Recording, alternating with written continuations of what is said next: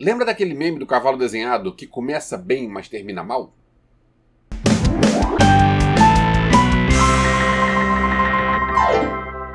Here we go.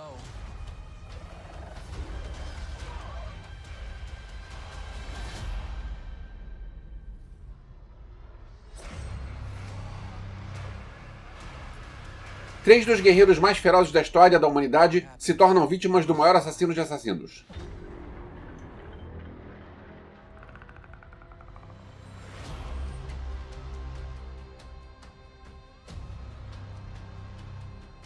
Galera, antes do conteúdo eu queria aviso de sempre, se você está vendo esse vídeo não é inscrito, se inscreve aqui embaixo, dá um like pro YouTube e compartilhar para outras pessoas, pode escrever um comentário que eu vou responder esse comentário, não esqueçam que eu abri um clube de membros e uma loja de camisas online, Armário Ilimitado, o link vai estar na descrição, montink.com/armário.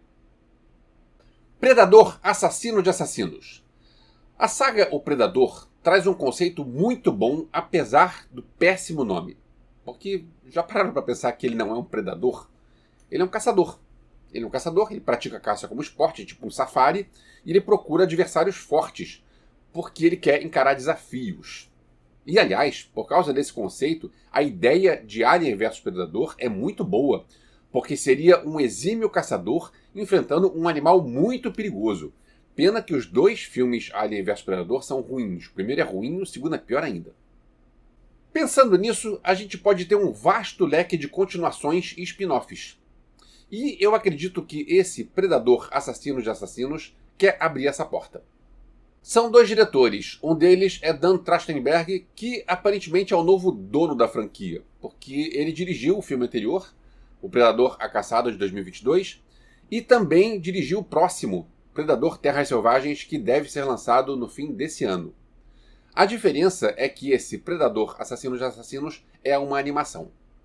Predador Assassino de Assassinos é curtinho, tem pouco menos de 1h30 e traz 3 histórias independentes, além de uma quarta história que une as 3. São 3 momentos históricos distintos, onde em cada um deles aparece um Yautja. Yautja é a raça dos predadores. Eu não sabia disso, eu aprendi agora que o nome daquele é o Yautja.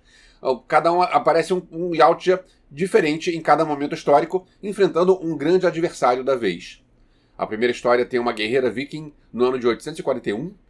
A segunda tem um samurai ou ninja, não sei exatamente, não sei igual certo, no Japão feudal em 1609.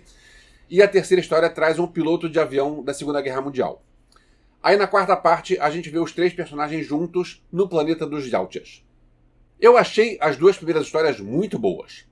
Ursa, que é a guerreira viking, ela tem uma cena sensacional em plano sequência. Não sei se a gente pode chamar de plano sequência num desenho animado, porque é um desenho animado. Mas enfim, é um plano sequência dela atacando. E ela ataca vários inimigos com muita violência, muito sangue, muitos pedaços de corpos. A sequência é realmente muito boa.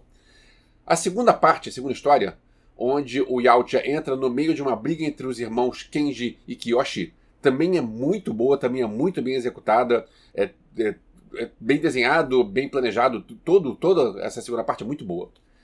Pena que eu não posso dizer a mesma coisa sobre a terceira história. É uma batalha entre uma nave espacial e pequenos aviões monomotores da Segunda Guerra Mundial. E é uma briga muito injusta, porque a nave espacial é muito mais poderosa do que os aviõezinhos. E mais, eu não lembro de algum outro filme, algum Yautja usando uma nave para brigar com os inimigos. Porque o lance deles foi sempre a batalha no mano a mano. Mesmo usando armas e aparelhos tecnológicos, eles sempre estavam lá brigando no mano a mano. Não numa nave, que nem se fosse um Yautja entrando num tanque de guerra.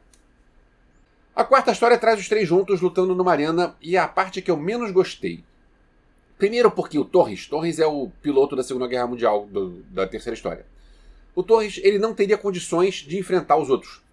Porque ele é um personagem nitidamente mais fraco que a Ursa e que o Kenji. E aí tiveram que transformar ele num alívio cômico. Mas tem outra coisa ainda pior, mesmo que seja, infelizmente, algo relativamente comum que a gente vê em filmes por aí. Primeiro, a gente vê que tem um monstro alienígena que ele come um Yautja. E quando ele come o Yautja, ele despedaça com os dentes, ele tem dentes muito fortes, essa perna do bicho pra lá e tal. E aí logo depois ele come o Torres. Só que quando ele come o Torres, ele engole sem mastigar. O Torres aparece vivo e inteiro dentro da barriga do monstro. Cara, se o monstro engole sem mastigar, Por que que logo antes, na cena anterior, a gente vê o monstro mastigando alguém? Mas calma, que piora. O Torres é um bom piloto, mas ele não é bom na parte mecânica. Mostra na terceira história que ele tem dificuldade em consertar um avião com tecnologia terrestre.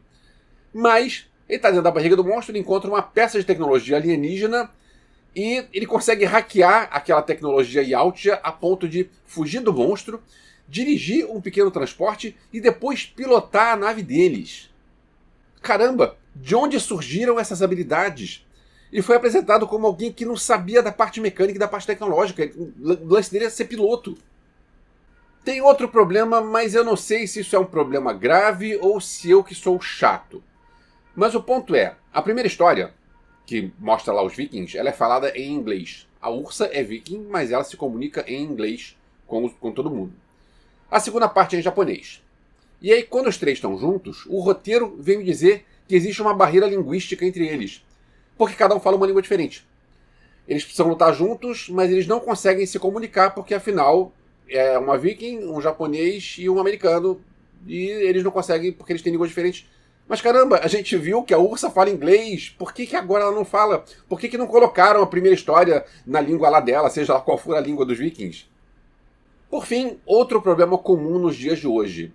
Predador, assassinos de assassinos não acaba. Não tem fim.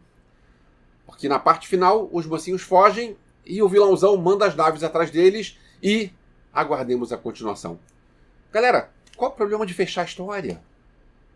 Durante essa parte final eu fiquei na dúvida se o filme envolvia a viagem no tempo, porque afinal a gente pega personagens de épocas históricas diferentes, mas tem um detalhe bem no finzinho que mostra que os guerreiros que vencem os Yautjas, eles ficam congelados para lutas futuras.